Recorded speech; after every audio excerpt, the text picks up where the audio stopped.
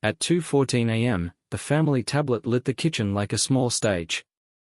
One bright rectangle on the butcher block. I was there because heartburn and a stiff back had driven me out of bed. I poured milk, popped 2 antacids, and that's when the notification slid across the screen. A heart. 3 in a row. Then, same room next Friday? Can't stop thinking about you. I didn't touch it. I didn't even breathe for a full count of 5. The tablet was signed into our cloud account because I'm the one who fixes the Wi-Fi and printers and all the little things nobody else wants to understand. It had stuttered earlier in the week, so I'd toggled the sync back on. Guess it worked. Another message followed. A photo, nothing explicit, just shoulders, a neckline, dim hotel lighting, the kind that turns everything soft. A whisper of hair. The frame cut off above the chest like it was shy and bold at the same time. Then a reply from Elaine, "Are you trouble, you know that?" Winky face. I stood in the doorway, bare feet on cool tile, and looked up into the dark where the ceiling fan hummed. A house sounded exactly like itself, old ductwork, a ticking wall clock, the fridge kicking on. Granite Ridge at night is quiet. You can hear the commuter train a mile off if the wind is right. You can hear your life changing too, if you listen hard enough. I didn't touch the screen. I went back to bed. I lay there next to Elaine, who was turned away, breathing slow.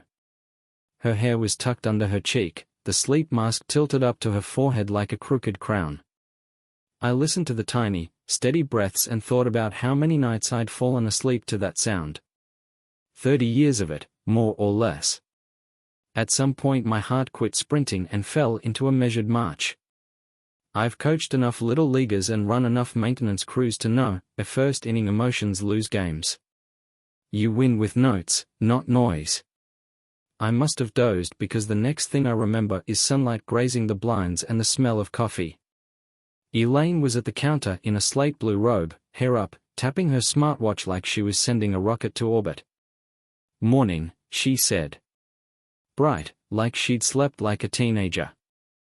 "Morning," I said. "You're up early for a Saturday."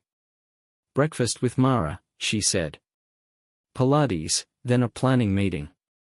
"The fundraising gala's a beast this year." "Gala," I repeated, reaching for a mug.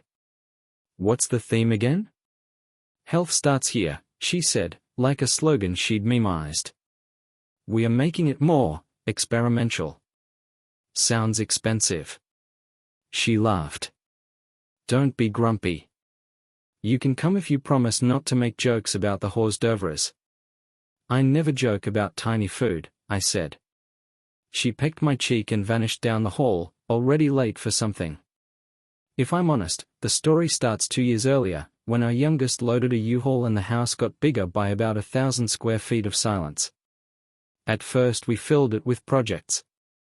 Elaine reorganized the pantry into perfect mason jar rows and started buying green powders with names like Vital Spring. I built a rack for my fishing rods and replaced a door that had stuck since '97. Then she joined a walking group. Then a planning committee at the clinic. Then came the new leggings and the careful salads and language about rediscovering. I was proud of her. I really was. When you've put in as many years as we had, you want the other person to have a spark. It just never crossed my mind to ask what was igniting it. I'm not built for drama. I ran maintenance for a distribution center for 27 years before consulting. When a conveyor belt squeals, you don't yell, you grab the manual. Same with a marriage, in my simple brain. So I did not explode at breakfast. I did not fling the tablet onto the island and demand answers. I washed the mug, wiped the counter, and played back the last 6 months in my head like a security tape. The overnight conference that was added last minute. The new perfume she said she found at a little shop near the clinic. The shift from "I'm exhausted, rain check," to late-night showers that weren't meant for me. The way she set her phone face down without thinking. All of it had felt explainable because we had always explained things. We were explainers. By 10 a.m. she was out the door in leggings and a crisp windbreaker, a reusable tumbler in hand. I heard the garage door shut. I stood there with my coffee and the tablet like I'd been left holding a live wire. Then I sat down and did what I do, I made a list. Confirm what I saw. Preserve it. Corroborate with neutral data, calendar, statements. Breathe. Decide on timing for a calm conversation. I tapped the tablet awake. The lock screen was mine, and the messages were hers. A cloud. A family plan. It isn't snooping when the file cabinet is in your den. The thread scrolled back weeks. No graphic words. Flirtation like a game of chicken. Missed your face. Traffic was worth it. A photo of a hotel hallway carpet I recognized from exits near the highway by the river. The words "same room" came up 3 times. Last time felt like exhaling. Then, like a kick to my ribs, an ordinary shot of her at a table with a teacup, hair loose, face soft in the late afternoon light. No ring. Or maybe turned. The caption from him, "Are you brighter in person?" She'd replied with a single, playful shush. I exported the chat to the archive folder I keep for tax receipts and appliance warranties. I'm not proud of the cold efficiency, but I am grateful for it. Screenshots lie. Exports don't. His name wasn't in her contacts. Just initials, VH, which meant nothing at first. I searched the thread for any proper nouns. Northcraft Suites. Riverside Trail. Vendor breakfast. Clinic board. And once, a line that made my mouth taste like pennies: "If we never met, I'd be fine." But we did. I set the tablet down. My hands weren't shaking anymore. It felt like being in a truck on black ice: you don't slam the brakes, you steer. I pulled up the household email and typed a note to myself: "Call Sam, attorney. Don't commit to decisions today." Then I opened the credit card portal and filtered for the Northcraft Suites. 2 charges on 2 Fridays, spaced 3 weeks apart. Not hers. Mine, an authorized user card on the same account number. If you stand far enough back, it's all one bill. I stood up, walked the house, touched things for no reason. The framed photo of our kids at the county fair. The ceramic dish with keys we never use. The checklist on the fridge where we still write "milk like a promise to ordinary life." By noon she texted, "Going to swing by the clinic. Might grab a late lunch with Mara." A beat later, as if to be sweetened, "Want anything from that deli you like?" I typed and deleted. Typed, "A turkey on rye. Thanks." Because that's what men who aren't spiraling would say. It bought me time. I spent the afternoon the way men like me spend afternoons after a storm warning. I checked flashlights. Metaphorically. I set up a new folder on the drive called House. I moved our home deed scans and the auto title and the account summaries into a single, clean directory. I made a second list with dull, brutal bullet points. Titles. Beneficiaries. Password inventory. I took one slow lap of the yard. Sat on our back steps and watched a squirrel strip a sunflower from the volunteer patch by the fence. It was all so outrageously normal that it made me want to laugh. She came home at 3, humming, deli bag in hand, smelling like that new perfume. "You're my hero," I said, taking the sandwich. "You okay?" she asked. "You quiet." "Just tired," I said. Client call went long. It hadn't. I just couldn't say, "I met the man who texts you that you taste like sunlight, and he orders the same turkey on rye I do, and he signs his name with initials like a teenager." She kissed the edge of my jaw. "Nap," she said. "We can do a movie tonight." "Sure," I said, and took a bite I couldn't taste. That evening, I sat through a documentary she'd been excited about. She tucked her feet under my thigh like always. I felt the shape of her calf through the throw blanket, and the recognition of it broke me in half in a private place. 30 years is a lot of muscle memory. Your body keeps track of more than your head does. At 9 she yawned, stretched, and went to shower. I wiped down the counter. I put the tablet back on the charger exactly where I'd found it. I walked into the bedroom and she was in her robe, towel around her hair, skin flushed from steam. She smiled at me like she always does when she notices me notice her. There are 1,000 small kindnesses in a long marriage. They land like tiny, faithful birds. You don't realize the flock they make until they lift all at once. "Come to bed, coach," she said. "You look dead on your feet." "In a minute," I said, and my voice was steady and foreign. "I need to send one last email." She nodded, dabbed lotion on her cheekbones, and slid under the covers. A minute later, the room went dark.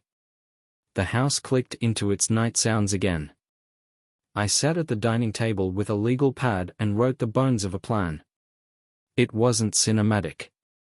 No dramatic stings. Just steps. Calm confrontation. No yelling. Present facts. No ultimatums shouted in a kitchen at midnight.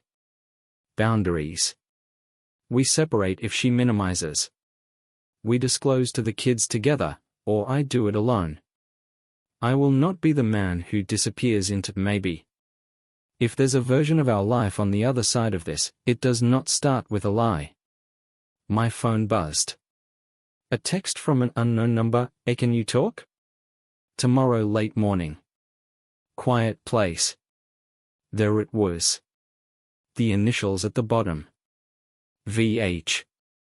I stared at those 2 letters, at that request, at the audacity of a stranger inviting me into my own story. Then I typed, "Yes." "Trailhead by the river," he wrote. 11 o'clock. My hands did not shake. It was almost funny how still they were. I wrote one more note on the pad, "Meet Victor. Face to face. No threats. No deals." From the bedroom, Elaine's sleep breathing found its rhythm. I closed my eyes and pictured the river at 11 a.m., sunlight on water, sneakers on gravel. I could feel the conversation in my jaw already, a knot gathering under the ear. I was not going to push him. I was not going to raise my voice. I was going to look at the man who had turned my wife into a set of initials and ask him who he believed he was. At 10:57 the next morning, I parked by the trailhead and watched a silver crossover pull into the lot. The passenger door opened, and my wife stepped out first. Victor got out on the driver's side, adjusting his sunglasses like a man who'd been caught in a bright lie. Elaine saw me, froze, and put a hand to her throat. "Grant," she said. "What are you?" Victor's eyes flicked to the path, to the lot, to me. He was calculating angles. I could see it, because I do that too. I stood up, folded my list into my pocket, and walked toward them, steady as a man stepping onto ice he already measured. "Morning," I said. "Let's skip the small talk." And then all 3 of us heard footsteps on gravel behind me, fast, purposeful. Someone else had chosen 11 o'clock at the river. I turned, already bracing for what I didn't yet know. The footsteps rushed up behind me like a drumline. I turned, ready for anything, and a man in a neon windbreaker blew past with a leash terrier scrambling to keep up. He lifted 2 fingers in a runner's wave and vanished down the trail. The world snapped back into ordinary. Elaine's hand stayed at her throat. Victor slid his sunglasses higher, as if that made him smaller. "Not here," I said. "Not like this." Elaine stepped forward. "Grant, please." "Tomorrow," I said. "Our dining room. 7. No phones. I'll talk. You'll listen. Then you'll talk. That's the order." Victor exhaled like he'd been holding his breath for a week. I don't think. I'm not asking what you think, I said. You're a guest star in my life. Act accordingly. I didn't wait for replies. I walked to my truck, felt the eyes in my back all the way to the door, and drove off with both hands at 10 and 2 like a driver's ed student. My heart rate never broke formation. At the first red light, I pulled into a grocery lot and sat there with the air on low. I wrote 3 lines in my pocket notebook. No yelling. Facts first.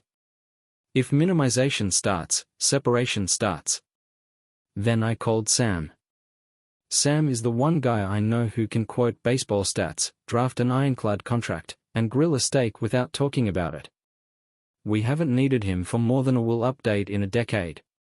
He listened without interrupting while I laid out the midnight messages, the hotel charges, the river meeting I'd just postponed into tomorrow.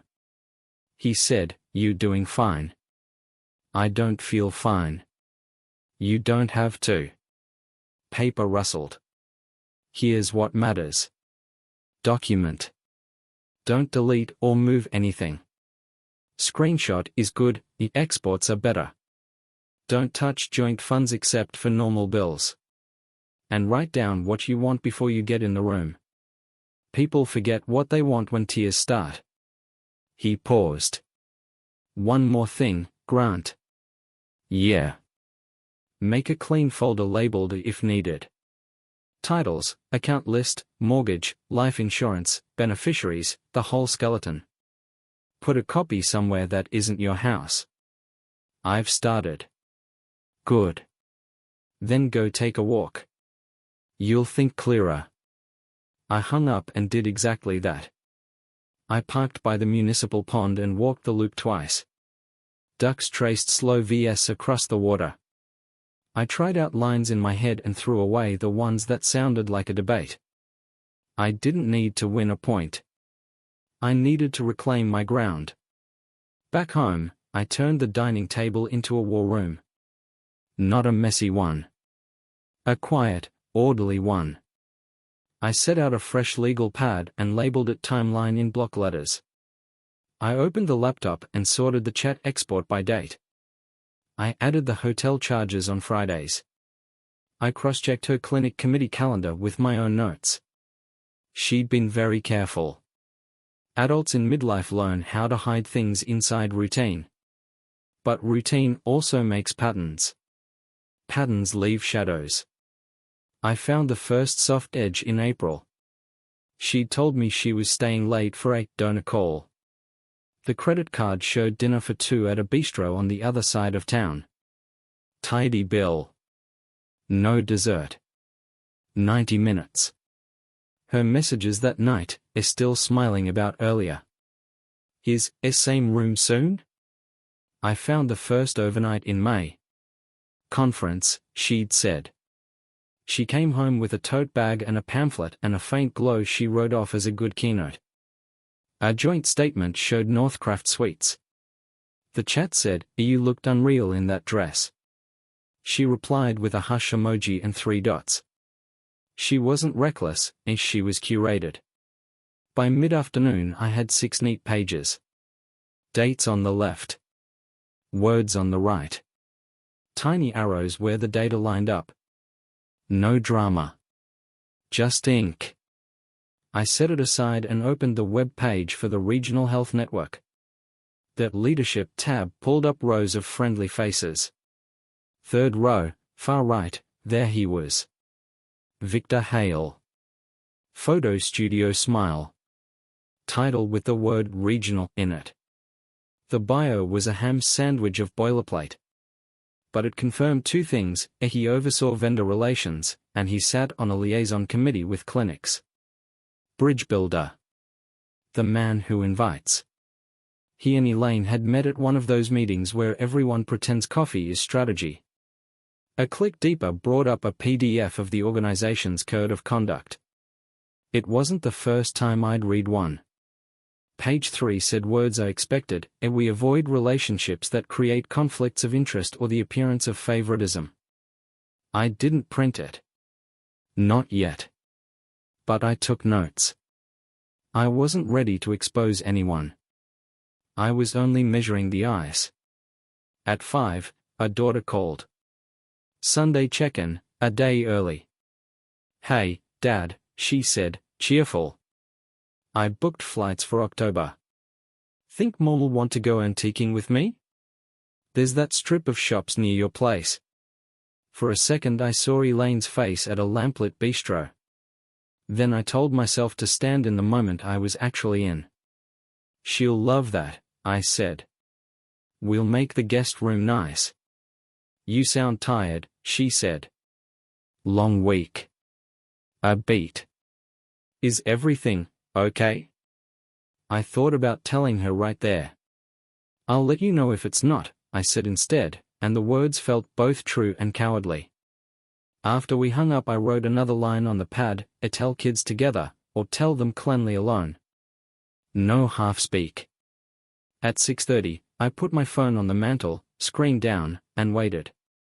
7 came and went. At 7:12 the garage door whirred up. Elaine walked in with a tote bag and a careful smile. She saw the legal pad on the table and the 3 paper piles. She stopped. "What's all this?" she asked, trying for light. "Have a seat," I said. She didn't. She set her tote down like it was heavy and stood instead, half-squared to me, ready to run or argue. "I want to go first," I said. She nodded, eyes glossy already. "Okay." I pointed to the first pile. "Chat export." From the family tablet. No, I wasn't snooping. The cloud synced. "That's on me for fixing things." Color rose in her neck. "Grant, I can explain." "You'll get your turn," I said calmly. Second pile. Credit card statements. Third. Your calendar and some of the clinic announcements. I made a timeline. It's not complete. I don't have the parking receipts or the perfume return slip. But I have enough to say the words I need to say out loud. "I know you've been seeing someone." She Saturday. "Is this your way of punishing me?" she whispered. "No," I said. "It's my way of being accurate. I'm asking for one thing right now. No lies. No fuzzy edges. We save time if you tell the whole thing once." She shifted. Looked down. Bit her lip. "It wasn't planned," she said. I wrote the first sentence on a fresh page. "It wasn't planned." Someone I met through work," she continued, eyes sliding off mine. I was lonely. The house felt big. We talked and it felt easy. That's all at first. I kept my pen still.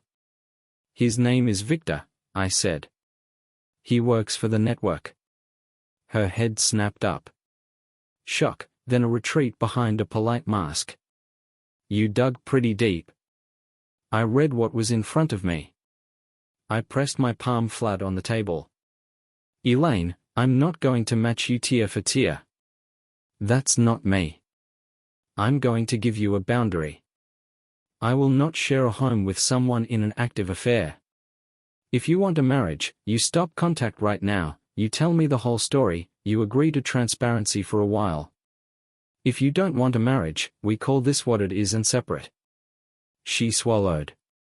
For a second I saw the kid I met at a potluck a lifetime ago, the one who laughed with her whole body. She blinked, and the moment closed. "I'll stop," she said quickly. "I will." It was a mistake. "How many times?" I asked. Her mouth opened and closed. She settled on a small number. She said it like a prayer. I wrote it down. "When did it start?"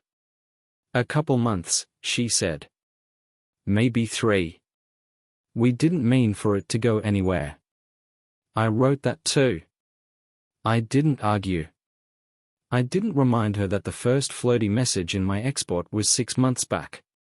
I was testing willingness to tell. Not winning a trivia night. Do you have any photos or messages I don't have? I asked. No, she said too fast. Try again. She stared at the grain in the table. A few, she said. Just sweet stuff. Nothing gross. Good, I said. Delete nothing. We do not launder this. If you want to rebuild something with me, we don't start by scrubbing the floor with lies. I said I'll stop, she whispered. I nodded and set down the pen. Then here's what happens next. You send him a message while I'm sitting here. No more contact. Do not call me. Do not show up. I will not respond. Then you block him everywhere. Then tomorrow we call a counselor. Then we tell the kids together. If you hedge on any of that, we separate. Her eyes flared at the word kids. We can't tell them, not yet. We can, I said. Preferably cleanly. Pain honestly is better than confusion quietly. She wiped under one eye with her thumb. You being cold. I'm being clear. She picked up her phone and stared at it like it had turned into a brick. She typed. She stopped. She typed again and put the screen flat on the table, screen up. The words were there. Simple. Final. Her finger hovered over send. The garage door opened again. We both looked up. Elaine's phone remained on the table, message unsent, glowing. The sound of footsteps in the mudroom. The clink of keys. A pause like someone choosing a mask. Hello, a woman's voice called from the doorway. Warm. Professional. Not ours. Elaine went white. That's? The woman stepped into view before Elaine could finish. Early 40s, gym jacket, clipboard tucked under one arm like a shield. She looked from me to the paper piles to Elaine's glowing phone. She knew exactly what she was looking at. You could see the calculation flicker and settle. I'm Mara, she said, offering a polite smile that didn't reach her eyes. From the clinic committee. We had a planning session tonight. I thought I'd drop off the sponsorship forms you wanted signed. She didn't blink at the lie she'd just wandered into. No problem, I said. You right on time. Mara placed the clipboard on the far edge of the table, careful not to touch the papers. We'll just be a minute, she added, glancing at Elaine. Elaine stood so fast her chair stuttered. Grant, can we? Sit, I said, steady. I looked at Mara. You're welcome to stay, or come back in an hour. Your call. Mara's eyes met Elaine's and said a paragraph. Did you tell him?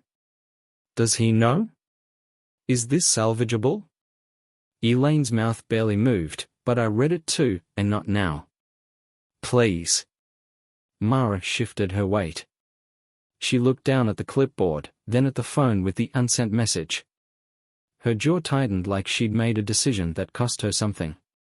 Actually, she said lightly, I think I will stay a minute.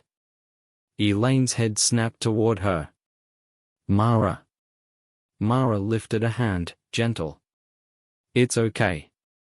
I watched both women and understood that this was not just a delivery. Mara was a bridge in more ways than one. A walking connection between the clinic, the network, the calendar entries labeled fundraiser, and the hotel carpets by the river. Her casual jacket couldn't hide the fact that she was here for a reason that had nothing to do with sponsorship forms. I picked up my pen again, let the silence stretch, and wrote a single new word on the fresh page so I wouldn't say it out loud, a leverage. Elaine's phone chimed, a new message sliding in above the unsent breakup text. A preview flashed, are you okay? Victor. 3 pairs of eyes hit the same glowing line. No one breathed. Then the message preview rolled up to reveal the rest of it, 5 words that changed the math of the room. HR reached out.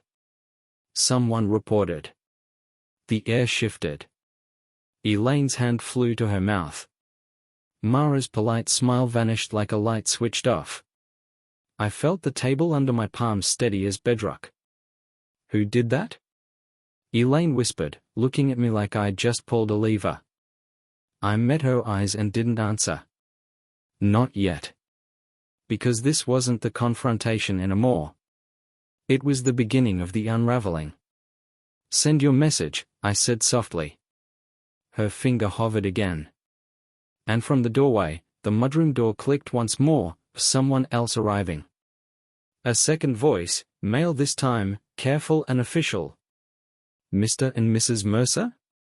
I'm here to ask a few questions. The man in the doorway had the posture of someone who's practiced looking harmless, a soft-voiced, open hands, a messenger bag instead of a briefcase. Mr. and Mrs. Mercer, he repeated, stepping just onto the mat. My name's Colin. I'm with a third-party compliance firm. The regional network asked us to do preliminary interviews regarding a potential conflict of interest matter. I'm not here to accuse anyone. I just need to schedule 10 minutes.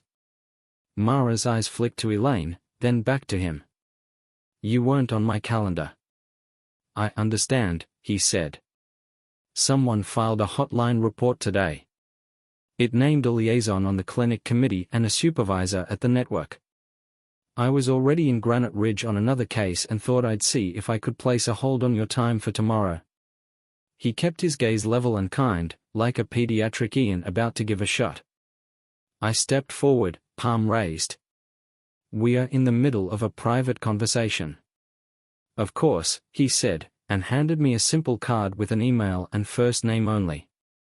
No company logo, just the word compliance. I'll wait for a call or email by noon tomorrow to set a slot. If I don't hear, I'll reach out through official channels. Do that, I said.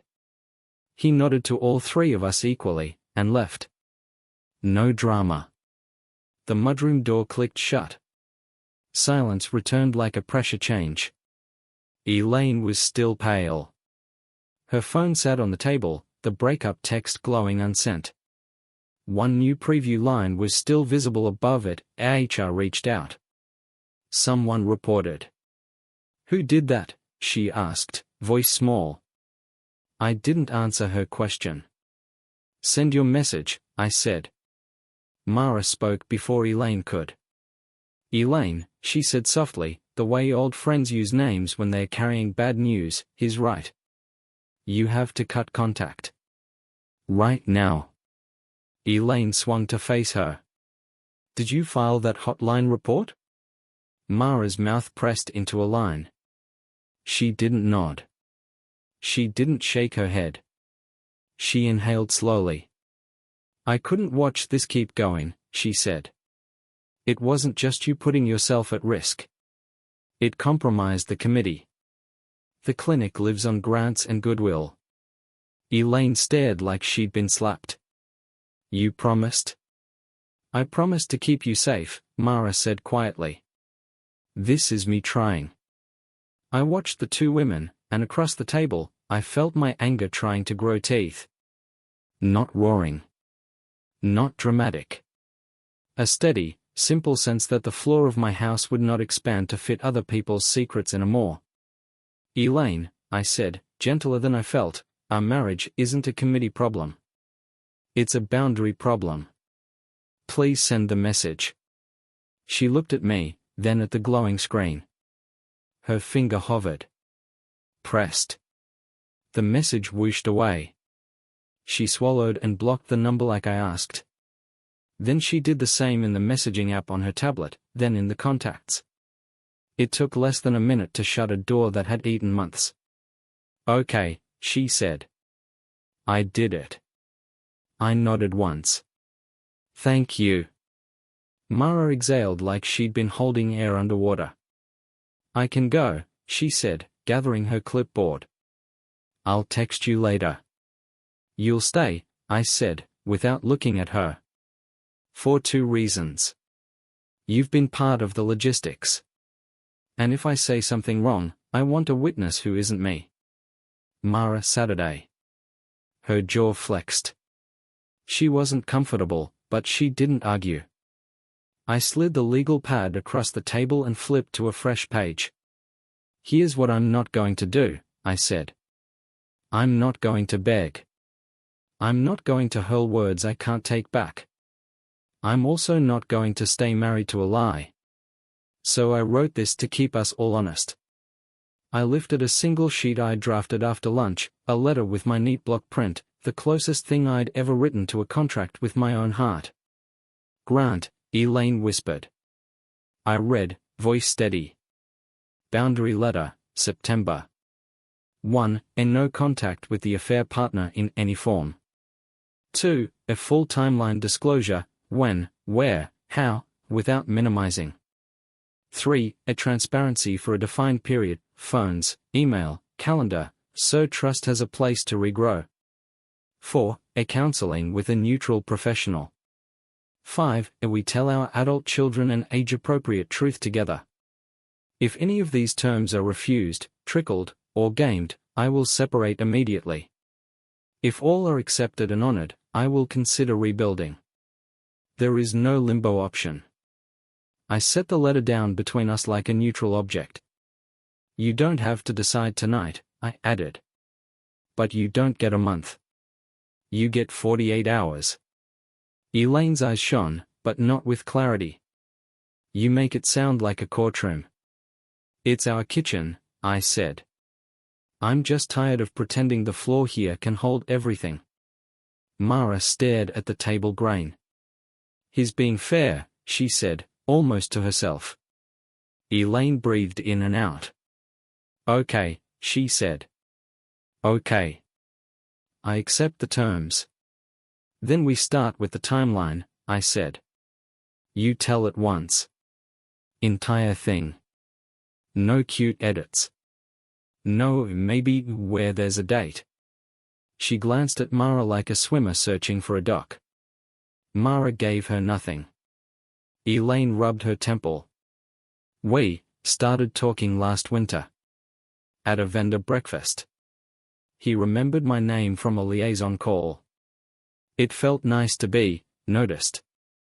How did it cross from talking to more? I asked.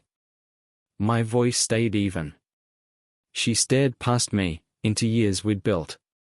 He kissed me in the lot after a committee run-through, she said.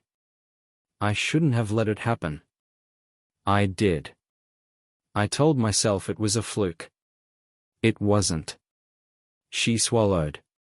We met for coffee twice. Then a long walk by the river. Then, she made a helpless gesture, the first overnight. I told you it was a conference. It wasn't. I stayed with him. I wrote short, clinical strokes, coffee, walk, overnight, like measurements on a blueprint. How many overnights? She gave a number smaller than the truth. I knew because my export showed 4 hotel charges, not 2. I looked down at my notes and waited. The silence did the work. Her face crumpled. 4, she said. 3 hours at a time felt like stepping out of my life. Mara closed her eyes. Did you feel unsafe? I asked. Coerced? She shook her head hard. No. He didn't force me. It was something I chose. I told myself it was brief, contained. A season.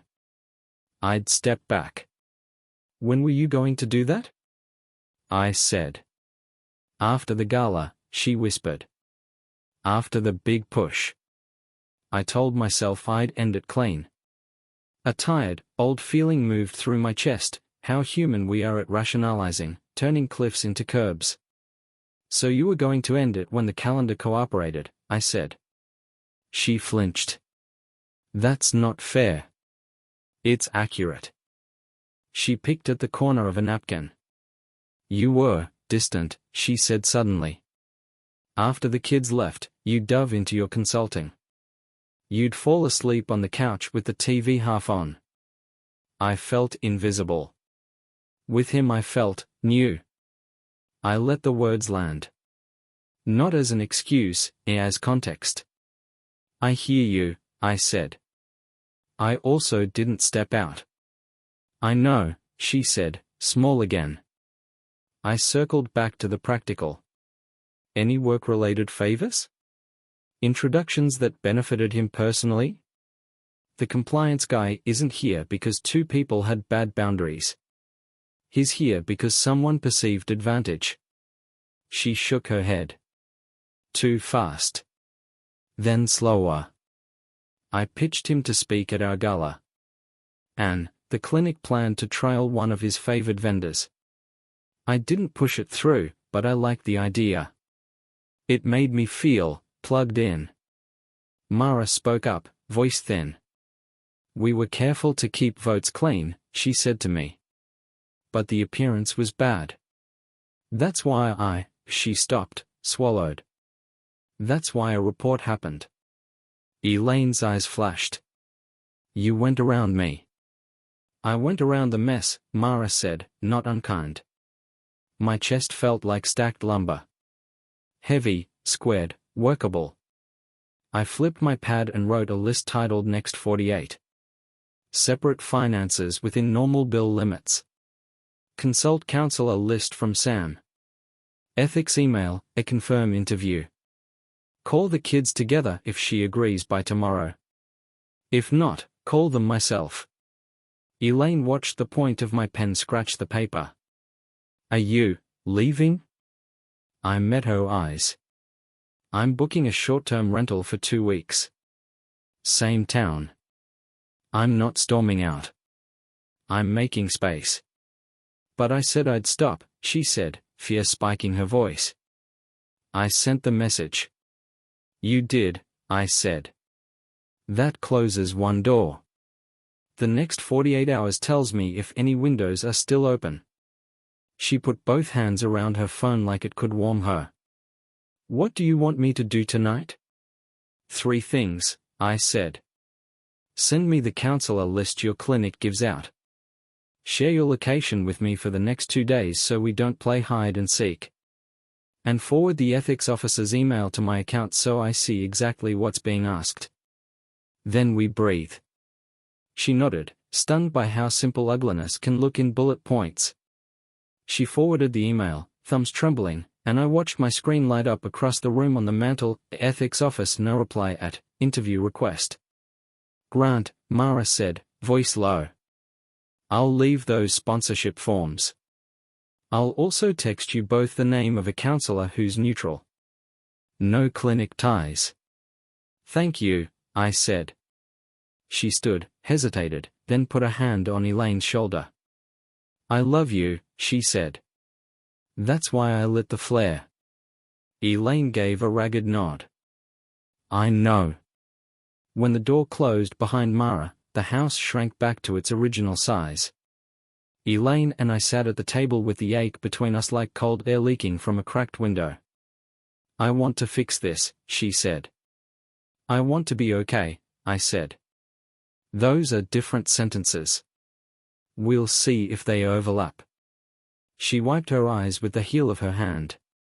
If I do everything you asked, if I tell the kids with you, go to counseling, all of it, will you hate me?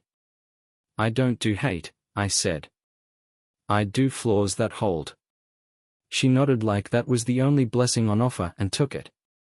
I gathered the papers into a crisp stack. Put the boundary letter on top and slid it back to her. You can initial it if you want, I said. Not because it's a contract. Because it's a line you'll remember crossing in a good direction. She picked up the pen. Her hand hovered. Then she set the pen down without signing. I need to sleep on it, she whispered. 48 hours, I repeated. I booked a small furnished studio near the commuter line from my phone right there at the table. 2 weeks. Month to month after that if I needed it. The deposit confirmation pinged my inbox before I hit the driveway. I packed deliberately, clothes for work, toiletries, my shaving kit, a few dog-eared paperbacks from the shelf we call beach reads even though the beach here is a riverbank with geese. I added the family tablet to my bag, not to monitor, but to stop the house from blurting secrets at 2 a.m. From the front hall I could see Elaine in the dining room, staring at the letter like it might rearrange itself into something easier if she waited long enough. My phone buzzed again. Subject line only, visible on the lock screen. Interview request, confirmed for 11 a.m. tomorrow. The sender list caught my eye. Ethics office had CSIT 3 addresses. Mine. Elaine's. And one more I didn't expect, v.hail@. Before I could react, a second buzz. A text from an unknown number, likely the same initials as before, short and surgical. Don't talk to them without me. I closed my eyes, felt the old urge to slam a door, and let it pass. Then I walked back to the dining room and laid my phone on the table between us so she could read the screen. We are out of a maybe, I said. Elaine looked from the CC line to the text preview and pressed her lips together like she could swallow the past back down. My phone lit again, FaceTime, a son's name arcing across the glass. I watched it ring, watched the seconds tick, and knew two truths at once. I didn't want to bring my child into this tonight, and I couldn't hide him from it much longer. I slid my thumb to accept and lifted the phone level with both our faces.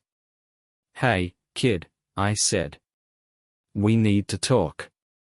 A son's face filled the screen, unshaven, hoodie up, concerned before I said a word. Elaine shifted closer so we were both framed. I could feel her wanting to make the first sound.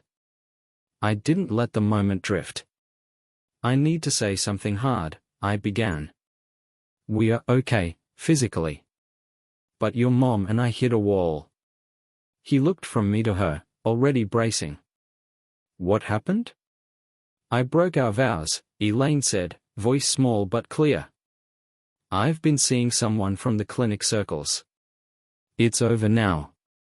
I ended it tonight. He blinked. Slow. That 1 second where your brain refuses the headline. Then it landed. Mom, he said, quiet and incredulous. I'm sorry, she whispered. I am. He looked to me for the rest. I kept my tone even. I found messages. I built a timeline. We set boundaries. For the next 48 hours we are deciding whether there's a path to rebuild or if we separate.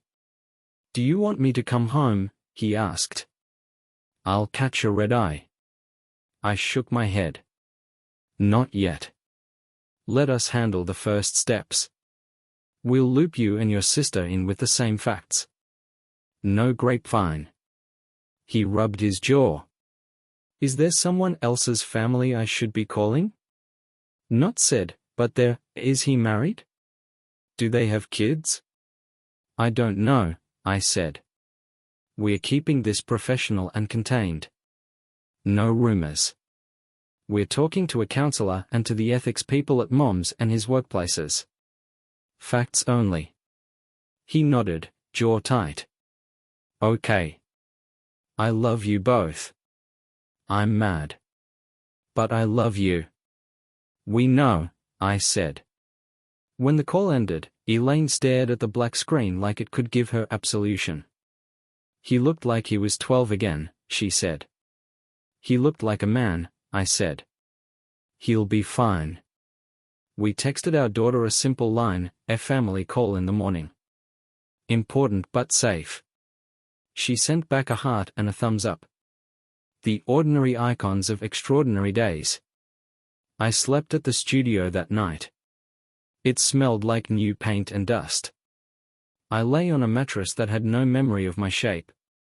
The quiet didn't feel like hours, which helped. At 10:30 a.m., I was in the lobby of a beige office building that could have been anywhere in the country. A framed print of a meadow. Water dispenser. A sign on the directory board that said simply, Compliance, 3rd floor. I checked in, sat, and watched the minute hand step around like it owed me nothing. Colin met me in a small room with a table and 2 chairs and a polite plant. He asked for my statement. No recorder, just a notepad and the same safe posture as last night. I'm not here to vent, I said, and set a folder on the table. Timeline. Chat export. Credit charges. I'm not guessing. I'm confirming. He flipped through, not rushing. Thank you, he said. This helps. I don't need to know your process, I added. But I'll ask for one courtesy. Keep my name out of any written reports that don't require it. We have adult kids. I don't want a document out there with our family stamped on it more than it has to be. He nodded. Our reports use roles and initials. We document sources generically unless legal requires a name. Good. He hesitated. For transparency, we had two inputs. A hotline report from someone at the clinic committee, and an email to the general ethics inbox with a short summary and 3 attachments: hotel receipts, a calendar screenshot, a text snippet with initials. The inbox email came from an anonymized address. I didn't react. Mara had lit the flare, but the attachments weren't hers. They were mine, clipped and clean. I didn't nod. I didn't claim it. I just let the air move past it. What happens now? I asked. Separate interviews, he said. We'll talk to Ms. Mercer in 30. Mr. Hale at 1. We'll ask about any potential influence on vendor selection, committee invitations, and whether either party supervised or evaluated the other, directly or indirectly. We are not adjudicating a marriage. We are evaluating risk and policy. Understood. He glanced toward the door. There may be interim actions, he added carefully. Paid leave. Reassignment. It depends on what we hear and what the organizations decide. My part is done, I said, and stood. Thanks for the straight talk. In the hallway I nearly collided with Elaine. She looked composed from the collarbone up. The hands holding her tote gave her away. She stopped, then kept her voice in the soft public register couples use in churches and waiting rooms. Hi, she said. Hi, I said. A woman at the end of the hall called her name, another compliance person or HR. Elaine touched my sleeve. I won't lie, she whispered, and went in. I walked 2 blocks to a park and sat on a bench under a plane tree. I sent one email from my phone. Short. Professional. To the clinic's general board account and the ethics inbox at the network. Subject line, a conflict of interest risk, materials provided. 2 sentences. Please confirm receipt of a factual timeline and documentation relevant to a potential conflict of interest involving a liaison and a network supervisor. I request confidentiality for my family's name to the extent permitted. Attach. Send. No adjectives. No threats. Just a clean packet headed into the right boxes. At 12:20, a text from Elaine, done. They were kind. It was awful. Thank you for being honest, I wrote back. We'll debrief later. At 1:05, my phone buzzed with a different tone, an automated forward from the network. Notice, interim action. It was an internal memo, the kind that leaks instantly in every modern workplace. It said the network had placed a supervisor on administrative leave pending review of potential policy violations related to improper relationships that create the appearance of favoritism. No names. Just a title and a region that could have fit a handful of people. Enough for insiders to know. Enough for outsiders not to. Another message rolled in at 1:11 from a number I didn't recognize. Short. Flat. You think this ends well for you? I looked at the bubbles waiting for me to be hot. I put the phone down and watched a child ride a scooter in wobbly circles. The sun hit a reflective office window and one whole swath of sidewalk turned to chrome. At 2 o'clock, the clinic director called my cell. We'd met at vaccination drives and winter coat fundraisers. He got to the point. I won't ask you for details, he said. I'll only say we are placing Elaine on leave for a week while we review conflict of interest questions around her committee work. It's procedural. I know this is a family matter too. I'm sorry. I appreciate the call, I said. Please direct further questions through the compliance contact. He thanked me like a man relieved I hadn't yelled at him for a storm he didn't cause. By 3, the quiet exposure had turned into ripples. Mara texted me, he's out on leave. Board informed. I'm sorry. Call if you need a ride. I replied with a simple thanks. Back at the studio, I spread my copy of the folder across the small kitchen table.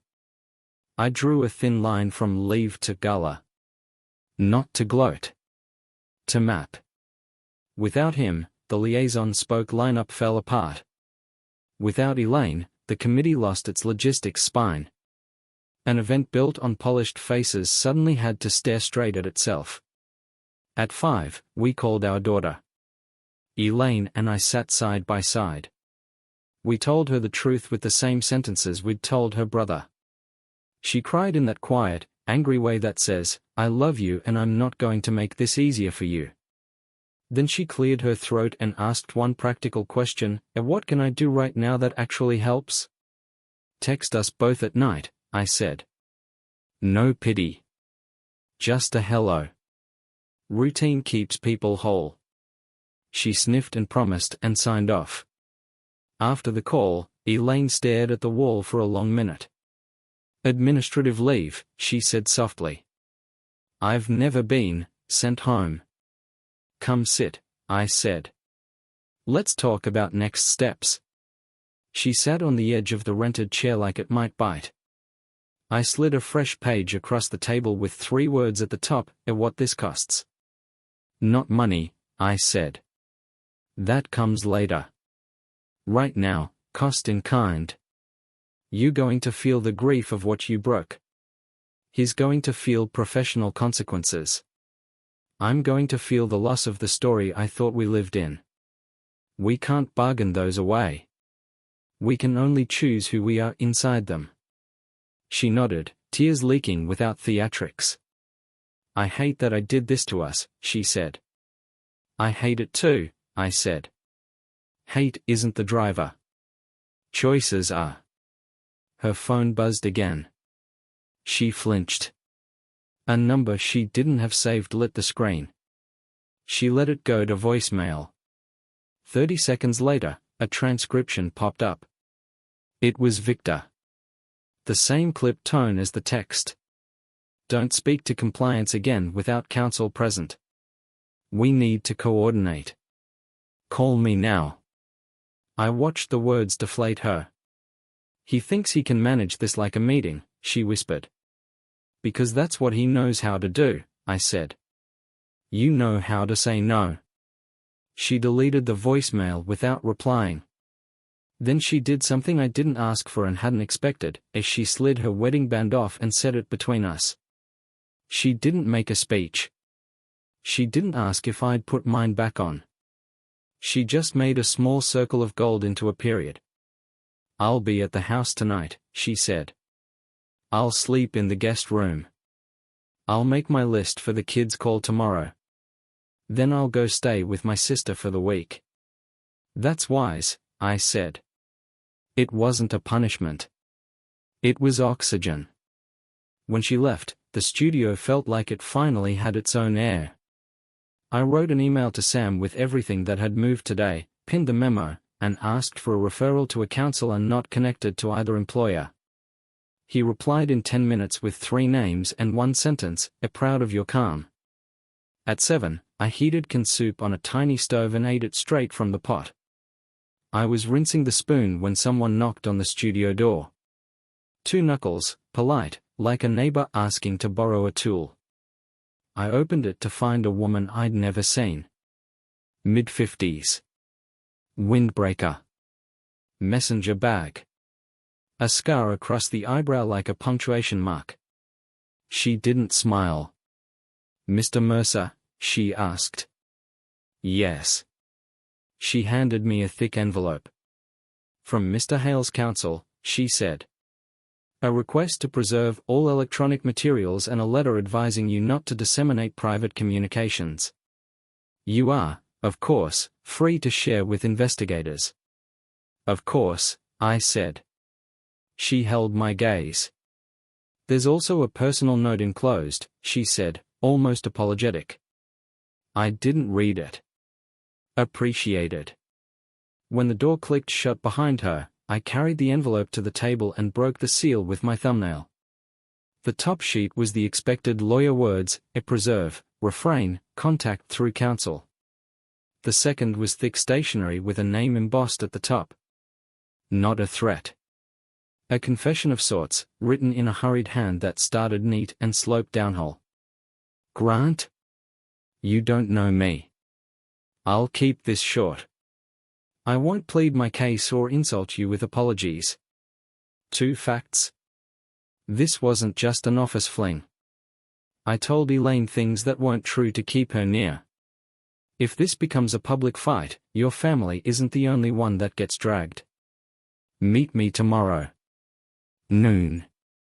River Trail, the long bench by the footbridge. No phones. You'll want what I have. V. I stared at the page until the words lost shape. He wanted to pivot the board one more time. He wanted to make himself the keeper of something I needed. That was his game. I took a breath, folded the note back into the envelope, and slid it under the legal pad. I was not going to be dragged into his theater. But I also wasn't going to pretend the line "you'll want what I have" didn't hit a tripwire in me. I called Sam. Read him the note. He said, do not meet him alone. I wasn't planning to. If you go at all, he said, you go with a witness and you tell compliance you're going. Better yet, don't go. If he has something, he can give it to the investigator.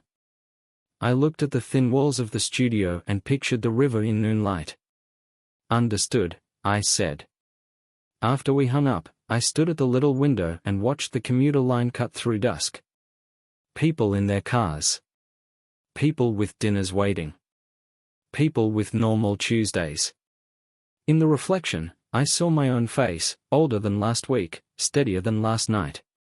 My phone buzzed one more time before I turned it face down. An email, short, from Colin, thank you for your cooperation. For your awareness, interim actions have been taken. We received an unsolicited note from Mr. Hale indicating he may have additional materials. We advised him to send them to us, not to you. So Victor had already tried to triangulate. Sloppy. Urgent. I sat, picked up my pen, and wrote the next header, tomorrow. Underneath, 3 lines. Morning, a joint call with both kids. Facts. Boundaries. Noon, a decline meeting with V, via counsel, copy compliance. Evening, a finalized separation plan if Elaine stalls on signing the boundary letter. I capped the pen and let the quiet settle. Then, as if the day needed one last knot, my phone lit with a new subject line. It was from the clinic's committee group. Mass email. Gala postponed. 2 sentences about unforeseen circumstances and ensuring our standards. A photo placeholder at the bottom where a sponsor logo had been. Empty. I should have felt triumph. All I felt was the exact weight of the choices it took to get here. The studio door rattled softly in its frame as a draft moved down the hall. I stood to check the deadbolt. That's when a shadow paused on the other side of the frosted glass. Not a courier's height. Not Elaine's shape. A longer, heavier outline. It lingered, then leaned close enough for me to see the turn of a head, the suggestion of sunglasses even at night. A knuckle tapped once. Then twice. Grant, a man's voice said, low and too casual. Open up. We should talk. I didn't open the door. Back up from the glass, I said, voice level. If you've got something to say, Say it through the door. A pause. The silhouette shifted. Grant, it's Victor, the man said, voice pitched low, trying for friendly. We should coordinate. No, I said. We should document. I slid my phone to record and held it near the jam. This contact is not welcome.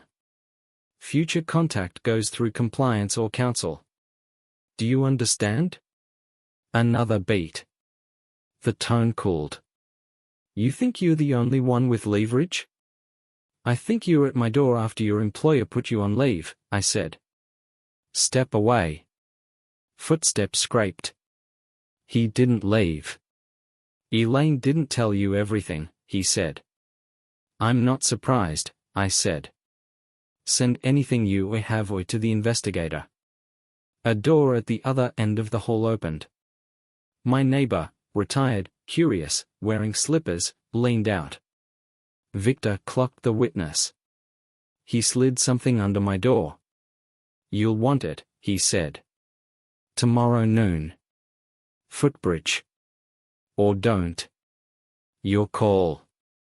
He walked off with his hands in his pockets like a man in a movie who still thinks he's the lead. I waited until the elevator hummed shut. Then I picked up the thing he'd pushed inside, a small brown envelope with a cheap thumb drive wrapped in a paper napkin.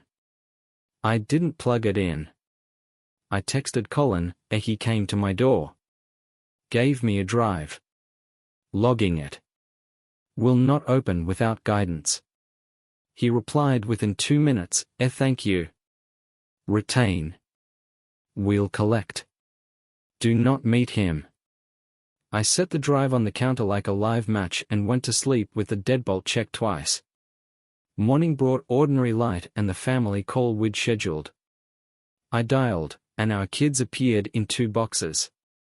Our daughter had a blanket around her shoulders. Our son held a mug and didn't blink much. Elaine joined from our dining room at home. She looked small and determined, hair pulled back, wedding band off. I kept it simple. We are not going to relitigate last night. Here's where we are. Your mom ended contact. There's a work review going on. We're doing a short separation while we decide whether there's anything to rebuild. Our daughter asked the question that always matters. Is there a plan? Yes, I said. Boundaries. Transparency. Counseling. If those don't hold, we divorce. Elaine spoke up, voice steady. I hurt your dad. I broke a promise I made to all of you. I will answer your questions, but not turn this into a drama. I'm staying with Aunt Beth this week. The house is safe. Your dad has a place. Our son nodded once. I'm angry, he said. But I'm here. You both text me at night. No disappearing. Deal? Deal, I said. Our daughter wiped her face and exhaled. Please don't make me referee, she said. Tell me the same facts at the same time. We will, I said. Today, we also need to talk about practicals. Power of attorney. If either of us gets sick, who's listed? We'll keep you looped so you're not surprised. They both made faces at the phrase power of attorney. That was good. Normal life hates paperwork. After we hung up, Elaine stayed on my screen. You scheduled counseling? I asked. She nodded. Tomorrow, late afternoon. Neutral office. I sent you the details. Thank you. Her eyes dropped. The boundary letter, she said. I signed it this morning. She held it up to the camera. My initials at the bottom where I'd left a space. Her initials beside each point. Small, decisive. I felt something unclench in my chest. Not forgiveness. Something more structural. Okay, I said. 2-week separation holds. We follow the steps. After 2 weeks, we decide if we continue, or we call the lawyer and draw up a split. She nodded like a person taking medicine. Can I bring you the signed copy? You should have it. Leave it on the porch, I said. I'll come by after lunch. We ended the call. I stared at the signed letter screenshot on my phone until the pixels blurred. At noon I sent an email to Victor's counsel and copied compliance. I decline any private meetings with your client. If your client has materials, please forward them to the investigator. No heat.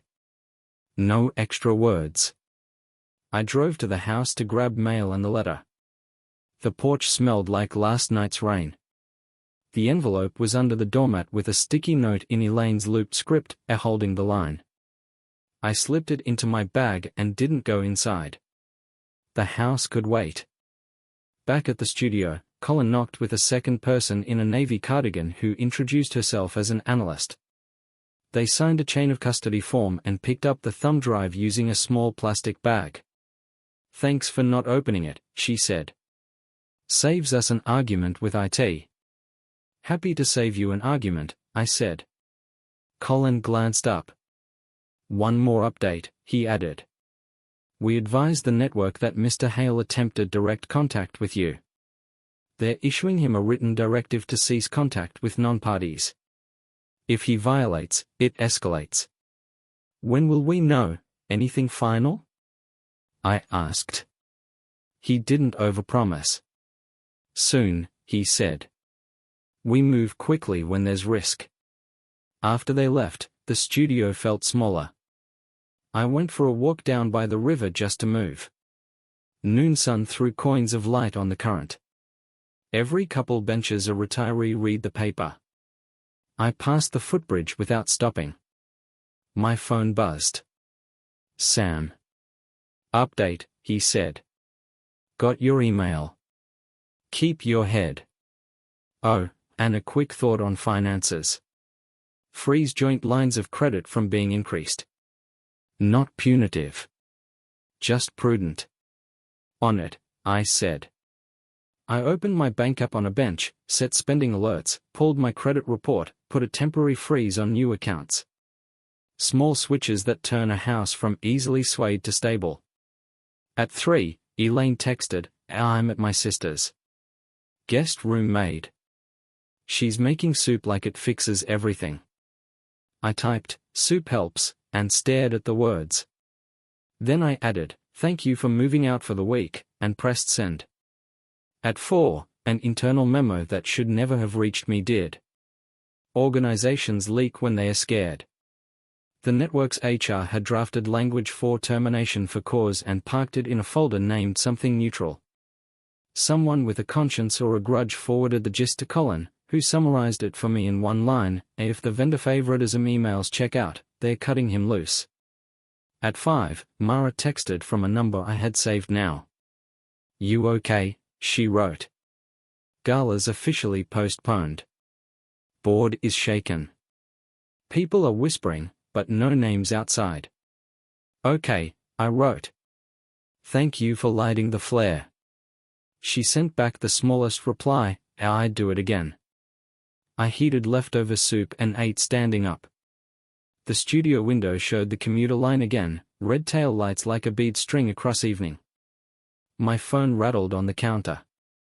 An email from Colin, subject line, drive contents, prelim.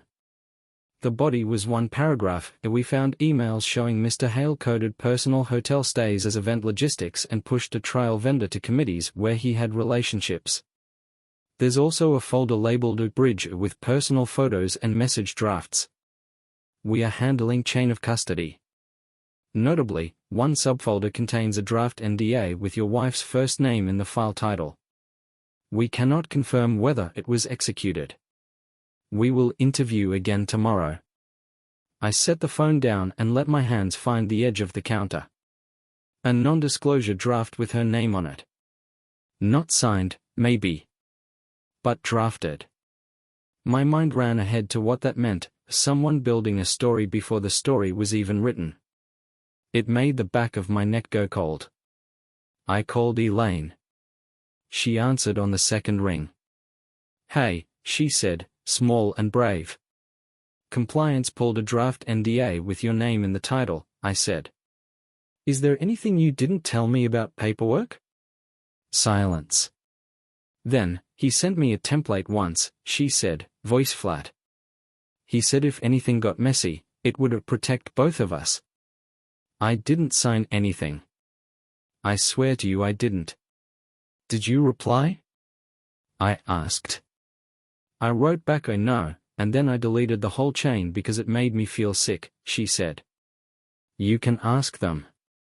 They'll have it. I will, I said. For both our sakes. She exhaled raggedly. Grant, I am not trying to wriggle. I'm trying to be done. If there's anything else you think I'm hiding, ask me now. Okay, I said, and asked a question I hated. Any financial gifts? Cash. Gift cards. Honoraria. Anything that looks like a payment? No, she said. He paid for dinners and hotels. Nothing came to me. Not $1. I'll sign a statement if you want. I do, I said. For them and for me. After we hung up, I forwarded Colin a single line. Elaine reports she did not sign any NDA and took no payments. She'll sign a statement. He replied, received. Dusk settled. I sat at the little table and wrote my own list for tomorrow's counseling session.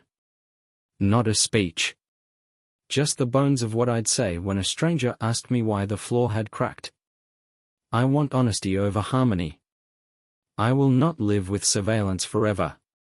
Transparency is a season, not a life. If we rebuild, our life changes shape. New rituals. New money rules. New guardrails. If we don't, then we end this with dignity and clean books. The studio door knocked again. Soft. 3 taps.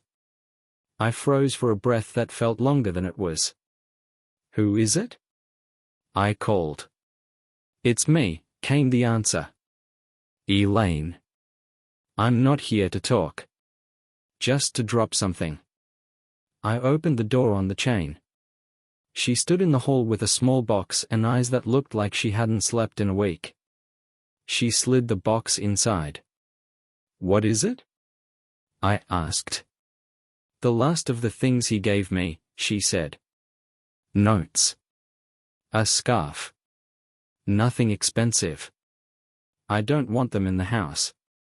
I'll hand them to compliance, I said. She nodded.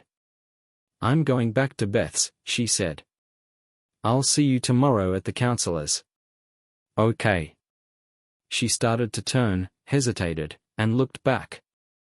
If they fire him, she said, if this blows up, I won't ask you to protect me from my own choices. I'll tell the truth. That's the right sentence, I said. She walked away without the old habit of touching the doorframe, without the familiar love you thrown back over her shoulder. The hall light hummed. I set the box on the table next to the boundary letter and the notebook that had started this quiet war. My phone buzzed with a new email. Subject line, immediate inquiry, local desk. A short note from a reporter at a community site, and we are hearing rumors of ethics concerns affecting a regional network and a clinic fundraiser. We are seeking comment from parties involved. Please call. A second email landed an instant later, this one from Colin, a heads up, media sniffing. We are issuing a short statement. No names. You may be contacted. We advise, and no comment. Please direct to compliance. I put the phone face down. The window showed one last pair of headlights slide past and then the road went quiet. I was reaching to switch off the lamp when my screen lit up again, unknown number, voicemail transcription incoming. It was short. It was a woman's voice, steady and tired. Mr. Mercer. You don't know me. I'm Victor's wife. A beat of static. I think we need to talk. I called the number back and stepped to the studio window, watching the commuting line crawl past like a lit ribbon. She answered on the first ring. "Mr. Mercer?" "Yes." "I'm keeping this simple," she said. Her voice sounded like someone who had paused crying to do a job. "I'm Victor's wife. I found a second phone last month." I kept it quiet while I confirmed what it was. "I've seen enough to know our marriages were standing in the same storm. I don't want a scene. I want an end. We can meet in public," I said. "A place with cameras. You bring what you have, and I'll bring what I have. We hand it to the people who can act." "The downtown library," she said.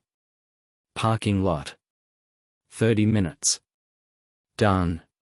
She arrived in a tan jacket, hair pulled back, a canvas tote against her hip like armor. She looked me over fast, measuring for temper or trouble, and then relaxed a half-inch. "I'm not here to make you feel anything," she said. "I'm here to close a door." She handed me an envelope. "There's a copy of a shared drive he thought I didn't know about, expense emails to subordinates with it coded as logistics, and a message thread with your wife saved under a false name. Please keep it with chain of custody. I want this handled properly." I nodded. "Compliance will take it." "Thank you." She didn't nod back. "We have 2 grown kids. They know something is wrong. I'm filing this week." She looked out over the line of cars, the quiet Tuesday that didn't know our names. "He may try to call you again. Do not meet him. He thinks conversations are levers." "I've noticed," I said. She exhaled. I told myself I was saving our family by looking away. I was only saving him time. "No more." She straightened, pulled her jacket tighter, and left without a goodbye. It was not unkind. It was efficient. I drove straight from the lot to the compliance office. The analyst took the envelope with clean hands, signed the form, and tucked it into a locked bag. "Thank you," she said. "His counsel is not going to enjoy today." "Not my problem," I said. At 4, I sat in a softly lit counseling room with 2 chairs and a box of tissues I didn't touch. The counselor was a middle-aged man with a calm face and leisure shoes, the kind of stranger you can tell the worst part to without worrying he'll flinch. He asked us to say what we wanted in one sentence. "I want a life that's honest and quiet," I said. "With or without this marriage." Elaine folded her hands so tightly her knuckles went pale. "I want forgiveness," she said. "And if I can't have that, I want to do no more harm." We talked. Not in circles. In steps. She admitted the winter start, not spring. She said the number out loud, 4 overnights, without chopping off syllables to make them smaller. She didn't cry to win anything, she cried because it hurt to watch what she had done. I kept my voice level because I don't know how to raise it and mean it. "So," the counselor said, after letting the quiet rest between us, "what does no more harm will look like in the next week?" Elaine looked at me instead of him. "I resign from the clinic," she said. "I cooperate fully with the review. I sign a statement about the timeline. I don't ask you to carry my consequences." The counselor turned to me. "And do honest and quiet?" "I file," I said. "I don't stay in limbo. I will be civil and thorough. I won't weaponize the kids. I'll protect the house and the accounts and the simple routines that keep people fed." Elaine closed her eyes and nodded like a sentence had landed that she knew was waiting for her. No argument. No bargain. Just a hard, clean line. We walked out to the parking lot with dusk coming on and stood 6 feet apart like neighbors who used to be more. She took off her glasses and wiped them on her sleeve. "I'm sorry," she said. "I know sorry isn't a bridge." "I hope you stop using words to hedge pain," I said. "It wastes time you could use to be good again." She tucked a strand of hair behind her ear. "You were a good husband," she said. "That's not what hurt," I said. "What hurt was you becoming someone who knew how to hide." She nodded, put her glasses back on, and stepped back. "I'll sign whatever you put in front of me, that's fair." "It'll be fair," I said. The next morning, the first shoe dropped. An internal memo leaked so fast it might as well have been posted to the town square. It used the word terminated without the cushion of effective immediately. It said policy, appearance of favoritism, misclassification of expenses. It said ineligible for rehire. It did not say his name. It didn't have to. By lunch, the clinic board announced 3 things: the gala was postponed indefinitely, the committee was suspended pending restructure, and leadership regrets a breakdown in oversight. A sentence that isn't much until you know what it costs to write it. Victor left me one more voicemail, the tone gone brittle. "You overplayed your hand. Everyone loses now." I forwarded it to compliance and deleted the copy. His everyone was a small circle. My everyone was my kids. I met Sam at his office at 2. We sat across a table made to look like a bar top and went line by line through a draft separation agreement. No fireworks. No gloating terms. Fair split. House to be listed and proceeds divided by a formula. Retirement accounts QDR'd. Health coverage for a year to cushion a fall she chose to jump toward. A clean parenting addendum for adult children, holiday rotation without drama. 2 sentences about not disparaging each other to employers or donors. Facts, not fire. "Do you want a morality clause?" Sam asked. "Some clients do. It docks assets for future infidelity." "No," I said. "I want clean books, not punishments." He nodded and slid over a pen. "You know, revenge can look like neat columns," he said. "It looks good on paper," I said. "It feels better in a quiet house." At 3, Colin called. "We collected the drive from you and Mrs. Hale," he said, businesslike but not cold.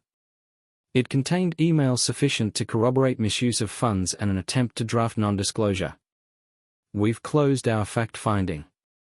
The organizations will conclude actions today." "Thank you," I said. "We are also issuing a directive to Mr. Hale to cease all personal contact with you and Mrs. Mercer," he added.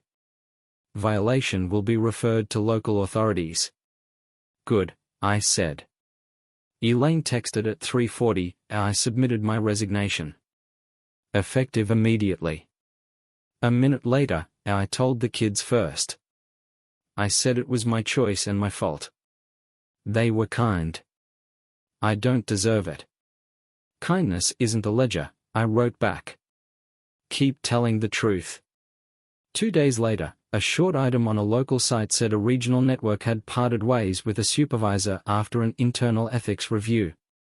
The comment section did what comment sections do. I didn't click. I folded laundry in a studio that smelled like soap and not much else and realized that the muscle in my jaw had unclenched without asking me for permission. On Friday, Elaine and I met at the long kitchen counter that had hosted 1,000 ordinary breakfasts and one extraordinary night. She wore a sweater I'd seen 100 times and looked like someone who'd aged a year in a week. Sam slid the papers across the island. She read. She asked one question about timing. She initialed each page. She signed. I signed last. The pens made small, expensive-sounding clicks. It felt like closing the back cover of a book you'd carried for decades and read all the way to the last sentence, even after the plot turned on you. Clean, sad, certain. When it was done, we didn't hug. We stood there with our hands on the same counter and let the house remember the shapes of us. "I'll take the first week in the house," she said. "You keep the studio.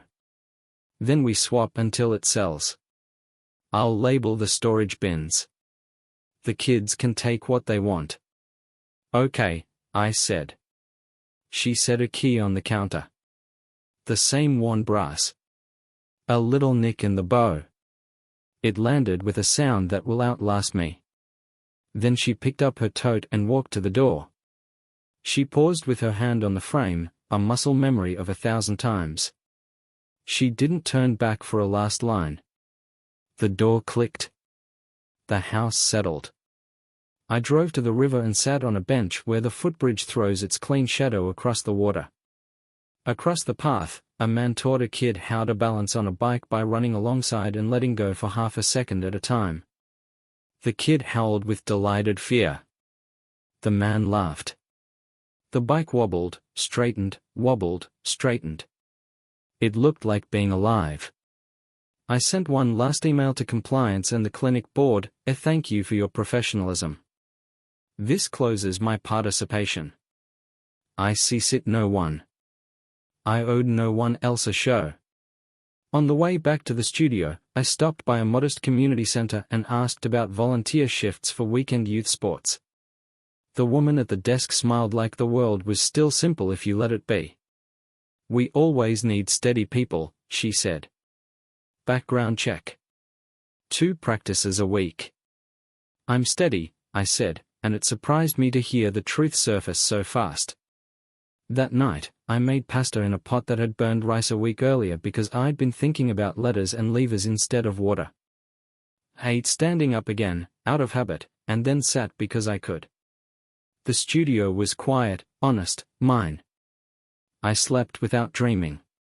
What I learned. Boundaries are not punishments. They are floors. If the floor holds, people can stand. If it doesn't, they fall and take you with them. Documentation beats drama. Screenshots fade, clean timelines stand up. Quiet exposure through the right channels can end a lot of noise. Transparency has a clock. You use it to rebuild or to confirm you're done. You don't live there forever. Kids don't need performances. They need the same facts, at the same time, without being used as shields. Revenge doesn't have to be loud. Sometimes it's an HR memo, a cancelled gala, a key on a counter, and a life that stops making room for lies. I'm not a hero. I'm a man who measured the ice and walked where it would hold. Tomorrow I'll box up the fishing rods I never used enough and start fresh somewhere with a smaller kitchen and a better light over the table. I'll coach a team. I'll make soup that doesn't fix everything but warms what it can. And when the tablet pings in the night again, it will be an alert I set for myself, pay the water bill, call your daughter, and buy more milk. Ordinary life. Honest and quiet. That's the whole plan.